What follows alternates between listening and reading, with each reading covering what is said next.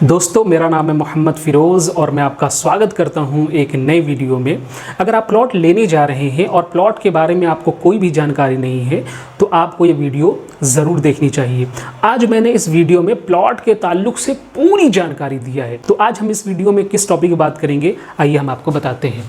सबसे पहला हमारा टॉपिक है कि प्लॉट कहाँ लेना चाहिए, ठीक है। दूसरा हमारा टॉपिक ये है कि प्लॉट कहाँ नहीं लेना चाहिए, ये भी बहुत इंपॉर्टेंट है। और तीसरा ये है कि प्लॉट किस साइज़ का लेना चाहिए। और चौथा हमारा पॉइंट ये है कि प्लॉट किस साइज़ का बिल्कुल नहीं लेना चाहिए। और पांचवा हमारा पॉइंट ये है कि प्लॉट दाखिल खारिज लेना चाहिए, ठीक है, या प्लॉट धारा 143 लेना चाहिए। और छठा मेरा पॉइंट ये है कि प्लॉट लेते वक्त क्या क्या पेपर चेक करना चाहिए और क्या क्या सावधानी करनी चाहिए ताकि आपको प्लॉट लेने में किसी तरह कोई समस्या ना हो और आप किसी तरीके के कोई विवाद में ना फंसे। तो चलिए इस वीडियो को शुरू करते हैं। दोस्तों, मेरा पहला टॉपिक है कि प्लॉट कहाँ लेना चाहिए, ठीक है। उसमें पहला नंबर है कि एक अच्छे सोसाइटी में प्लॉट लेना चाहिए ताकि हमारे बच्चों को एक अच्छा माहौल मिले।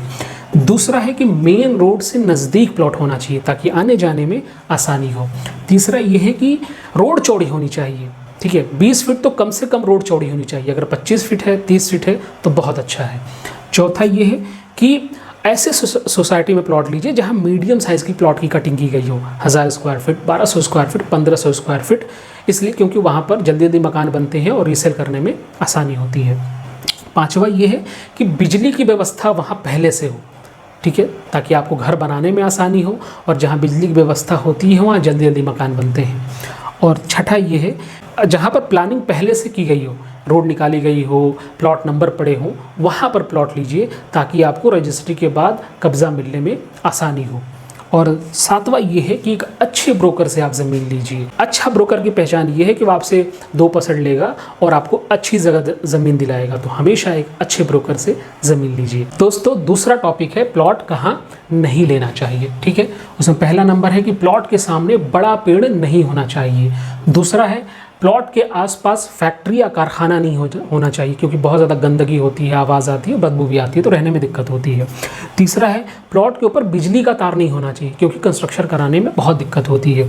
चौथा है कि प्लॉट बहुत ज़्यादा गड्ढे में नहीं होना चाहिए। 2 फीट 4 फीट तक तो ठीक है, लेकिन 6 फीट 8 फीट और 10 फीट गड्ढे में नहीं होना चाहिए।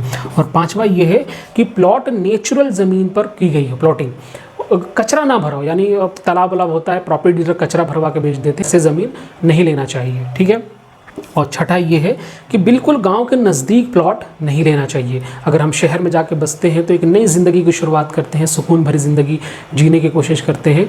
अगर गांव के बिल्कुल बगल में प्लॉट लेंगे तो गांव के जो लोग होते हैं बाहरी लोगों के ऊपर अपना वर्चस्व जमाने की कोशिश करते हैं, तो बहुत सारी समस्याएँ होती हैं। तो बिल्कुल गाँव के नज़दीक प्लॉट नहीं लेना चाहिए। दोस्तों, सातवां नंबर ये है कि रेलवे लाइन के पास प्लॉट नहीं लेना चाहिए क्योंकि रेलवे लाइन के पास सरकारी ज़मीन ज़्यादा होती है और प्रॉपर्टी डीलर धोखे से बेच देते हैं, ठीक है। आठवां ये है कि नदी और नाले के पास प्लॉट नहीं लेना चाहिए। और नौवां ये है कि बाढ़ ग्रसित क्षेत्र में प्लॉट नहीं लेना चाहिए। और 10वां यह है कि अगर थोड़ी सी भी विवादित ज़मीन हो तो आपको प्लॉट नहीं लेना चाहिए।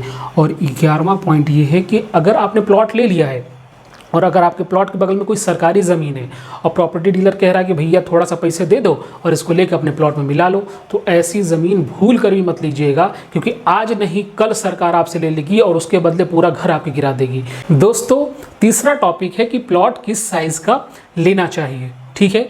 प्लॉट लेते वक्त हमेशा चौड़ाई और लंबाई का जो रेशियो होना चाहिए वो 1:2 का होना चाहिए, ठीक है। जैसे 20 फीट अगर चौड़ाई है तो 40 फीट लंबाई होनी चाहिए। हमने इसमें जो बेस्ट प्लॉट साइज़ है मैंने लिखा है, ठीक है। 20 × 40 यानी 800 स्क्वायर फीट बेस्ट है। 25 × 50 1250 स्क्वायर फीट, ये बहुत अच्छे साइज़ का प्लॉट है। और यहाँ पर आ जाइए 30 × 45 1350 स्क्वायर फीट, 30 × 50 1500 स्क्वायर फीट और 30 × 60 1800 स्क्वायर फीट, ये सबसे बेस्ट साइज़ के प्लॉट हैं। दोस्तों, चौथा पॉइंट है कि प्लॉट किस साइज़ का नहीं लेना चाहिए, ठीक है। हमेशा याद रखिए कि बदगुनिया साइज़ का प्लॉट बिल्कुल नहीं लेना चाहिए। अगर थोड़ा बहुत बदगुनिया है तो ले सकते हैं, लेकिन अगर ज़्यादा बदगुनिया है तो नहीं लेना चाहिए। बदगुनिया किसे कहते हैं? जिस प्लॉट की लंबाई और चौड़ाई बराबर नहीं होती है उसको बदगुनिया कहते हैं। ठीक है। अच्छा, मैंने यहाँ पर कुछ प्लॉट साइज़ लिखे हैं। अगर ये प्लॉट साइज़ है तो आपको नहीं लेना है। जैसे 15x45 का अगर प्लॉट साइज़ है तो मत लीजिए। 15x70 है, बिल्कुल ना लीजिए। 20x65 है, मत लीजिए। 20x70 है, मत लीजिए। अगर 25x70 है, मत लीजिए। 30x75 है, बिल्कुल भी ना लीजिए। और 30x80 है तो बिल्कुल उसको देखते ही भाग जाइए वहाँ से। और 40x100 हो तो भैया उसको लात मार के भगा दीजिए। तो ऐसे प्लॉट साइज़ से बिल्कुल बचिए भैया, क्योंकि अगर ऐसे प्लॉट साइज़ लेते हैं तो आपका मकान अच्छा नहीं बनेगा और आप हमेशा पछताएंगे कि हमारी ज़मीन बर्बाद हो गई और मैंने पैसे लगाए। अगर अच्छी ज़मीन ले लिया होता तो ये बन जाता, ये बन जाता, तो सिर्फ सपने देखते। तो हमेशा अच्छे साइज़ का प्लॉट लीजिए। दोस्तों, 5वां पॉइंट है कि प्लॉट दाखिल खारिज लेना चाहिए, धारा 143 लेना चाहिए। ठीक है। मैं इस टॉपिक पर थोड़ी सी डिटेल में बात करने की कोशिश करूंगा और आपसे भी गुजारिश करूंगा कि आप थोड़ा इसको ध्यान से समझिएगा, क्योंकि लोग आकर के यहीं फंस जाते हैं। ठीक है। अच्छा जी, तो चलिए शुरू करते हैं। सबसे पहली बात यह है कि आप समझिए कि ज़मीन दो तरह की खरीदी और बेची जाती है आमतौर पर। एक कृषि योग्य ज़मीन और एक आवासीय ज़मीन। ठीक है। आवासीय ज़मीन हम मकान बनाने के लिए लेते हैं और कृषि योग्य ज़मीन हम उस पर खेती करने के लिए लेते हैं। ये क्लियर हो गया। अच्छा जी, अगर जनरल कास्ट और ओबीसी की ज़मीन है, ठीक है, चाहे वो आवासीय हो चाहे वो कृषि योग्य ज़मीन हो, तो वो आपकी दाखिल खारिज होगी, इसमें कोई मसला नहीं है। ठीक है। तो आप बेझिझक इनकी ज़मीन ले सकते हैं, कोई भी हो।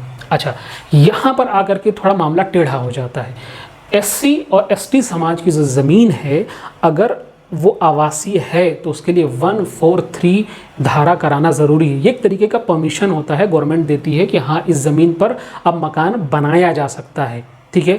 और अगर वो कृषि योग्य ज़मीन है उसके लिए एक अलग परमिशन लेना पड़ता है, तो हम उस पर नहीं जाएंगे, हम अभी आवासीय के लिए बात करेंगे। अच्छा, यहाँ ध्यान दीजिए, अगर एससी और एसटी कास्ट की ज़मीन का 143 धारा नहीं हुआ है तो आपको ज़मीन नहीं लेना है। इसका गलत इस्तेमाल ये हो रहा है कि लोगों को बेवकूफ़ बनाया जा रहा है कि भैया 143 को कोई मतलब ही नहीं है। नहीं, अगर एससी और एसटी कास्ट की ज़मीन है तो 143 होना लाजमी है। आप इसको लिख लीजिए। अगर 143 नहीं है आप ज़मीन मत लीजिए। लेकिन मैं आपको बिल्कुल इत्मीनान दिलाता हूं कि किसी भी एससी और एसटी कास्ट की ज़मीन है और 143 अगर हो गई है तो आप निश्चिंत होकर ज़मीन ले सकते हैं, कोई दिक्कत नहीं होगी।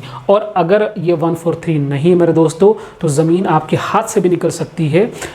मैं डराना तो नहीं चाहता, लेकिन क्योंकि इस पर बहुत सारी टेक्निकल चीज़ें हैं तो मैं उसमें नहीं जाना चाहता। लेकिन अगर 143 नहीं है ज़मीन और आपने ले लिया तो आपके हाथ से भी ज़मीन चली जाएगी।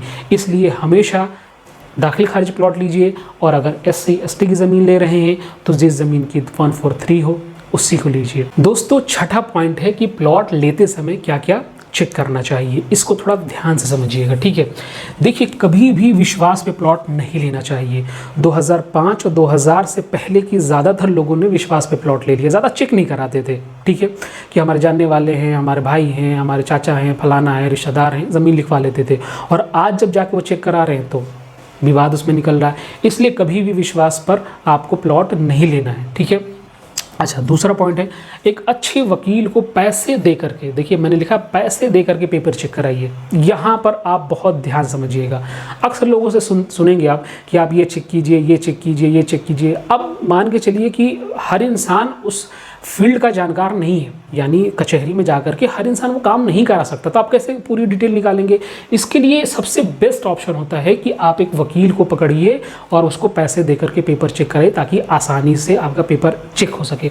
अब यहाँ गलती क्या होती है कि हम लोग अपने जानने वाले किसी दोस्त से या किसी दोस्त के दोस्त से या किसी रिश्तेदार हैं, ठीक है, या मोहल्ले पड़ोसी से कोई वकील है, उसको पेपर चेक कराने के लिए देते हैं और कहते हैं भैया कर दो फ्री में। तो मेरे भाई, आपके लिए फ्री में कोई क्यों काम करेगा? आप समझिए ना बात को। वो पैसा लेगा तभी वो ढंग से काम करेगा। इसलिए हमेशा पैसे दे करके आप ज़मीन का पेपर चेक कराइए। आप लाखों रुपए का, आप 10 लाख 20 लाख का प्लॉट ले रहे हैं, तो क्या आप 1000-2000 देंगे तो आप क्या रोड पे आ जाएंगे? ऐसा तो नहीं होगा। लेकिन अगर ये पैसे दे करके आप चेक करा लेंगे तो आपको किसी तरह कोई विवाद का सामना नहीं करना पड़ेगा। सबसे बेस्ट ऑप्शन यही है। अच्छा, तीसरा देखिए मैंने लिखा बिल्कुल सेफ साइड रहना है आपको, तो आप 2 वकील से चेक करें। इस बात को ध्यान समझिएगा। देखिए अगर आप बिल्कुल सेफ साइड रहना चाहते हैं कि भैया कोई विवाद ना हो, तो आप 2 वकील, अच्छे वकील को पैसे दे करके आप पेपर चेक कराइए, ताकि किसी तरह कोई लफड़ा ना हो। अगर कोई लफड़ा होगा तो एक ना एक तो बता ही देगा, ठीक है, और कोई लफड़ा नहीं होगा दोनों एक ही बात बताएंगे। और कोई अगर दोनों कोई कुछ बता रहा कोई कुछ बता रहा है तो मामला उसमें आप सवाल कर सकते हैं कि भाई ये बता रहा है ये बता रहा है। तो इसलिए आप सेफ साइड रहना चाहते हैं तो 2 वकील से आप पेपर चेक कराइए, ठीक है। अच्छा, चौथा ये है कि प्लॉट लेने से पहले प्लॉट का माप कर लें। देखिए होता क्या है, रीसेल में जब ज़मीन लेने जाते हैं और हज़ार स्क्वायर फीट का प्लॉट है, ठीक है, सब कुछ चेक करा लिया, सब कुछ सही, हमने रजिस्ट्री करवा लिया। जब नापने गए तो वहाँ पर प्लॉट का एरिया कम निकल रहा है। इसलिए रजिस्ट्री से पहले ही चेक कर लें कि जितना हमारे पास प्लॉट है बेचा जा रहा वो मौजूद है कि नहीं है, ठीक है, ये बहुत ज़रूरी है, ठीक। 5वां ये है कि प्लॉट लेने से पहले बाउंड्री वॉल करवा लें। अगर रीसेल में प्लॉट हैं तो बिल्कुल ही बाउंड्री वॉल कराएं, ताकि कोई विवाद हो तो सामने आ जाए। अगर वहाँ काम चलेगा, लेबर मिस्त्री चुनाई करेंगे, 2-4-10 दिन काम चलेगा, तो कोई विवाद होगा तो सामने आ जाएगा। अगर कोई प्रॉपर्टी डीलर है वो बड़ी प्लानिंग करके बेच रहा है, तो वहाँ पर ज़रूरी नहीं है कि आप पहले करा लें, बाद में भी करवा सकते हैं, लेकिन रजिस्ट्री के बाद तुरंत करा लें ताकि आपको कब्जा मिल जाए। दोस्तों, 6ठा नंबर है कि ज़मीन का पेमेंट हमेशा ज़मीन मालिक को दीजिए, दलाल को या बिचौलियों को दीजिएगा, ठीक है। 7वां नंबर यह है कि ज़मीन का पेमेंट जो आप कर रहे हैं उसका विवरण आपके पास होना चाहिए, ताकि अगर कोई विवाद होता है तो आप दिखा सकें, ठीक है। 8वां पॉइंट बहुत ध्यान समझिएगा कि ज़मीन जितनी बची हो उतनी ही रजिस्ट्री करवाएं। जैसे समझिए होता क्या है कि जैसे प्रॉपर्टी डीलर कोई है ज़मीन बेच रहा है, जैसे मान लीजिए 10,000 स्क्वायर फीट उसके पास ज़मीन है और उसने 9,500 स्क्वायर फीट ज़मीन बेच चुका है। अब कोई कस्टमर आया, उसको जो है चाहिए 800 स्क्वायर फीट, अब बची उसके पास 500 स्क्वायर फीट है, लेकिन उसने रजिस्ट्री कर दी 800 स्क्वायर फीट की। अब जब लेने जा रहा तो उसको मिल ही नहीं रही है। तो जब भी आप ज़मीन लीजिए तो देखिए कितनी ज़मीन उसके पास बची हुई है। अगर आपको जितनी लेनी है उतनी बची है तो लीजिए, और अगर नहीं बची है तो मत लीजिए, ठीक है। 9वां ये है कि ज़मीन जितनी हो उतने ही पेपर पे लिखवाइए, ना उससे कम लिखवाइए ना उससे ज़्यादा लिखवाइए। लोग क्या करते हैं, पैसे बचाने के चक्कर में ज़मीन कम लिखवा देते हैं और बाद में जा कर के बहुत ज़्यादा दिक्कत होती है। तो हमेशा ज़मीन उतनी जितनी है उतने ही पेपर पे लिखवाइए, ठीक है। 10वां ये है कि ज़मीन बेचने वाले से ओरिजिनल रजिस्ट्री अपने पास रख लीजिए, अगर रीसेल में ले रहे हैं, ठीक है। इसको ध्यान समझिएगा, क्योंकि रीसेल में अगर लेंगे तो ये आप काम कर सकते हैं कि ओरिजिनल रजिस्ट्री रख लीजिए, तो वो आगे कुछ कर ही नहीं सकता, विवाद हो ही नहीं सकता।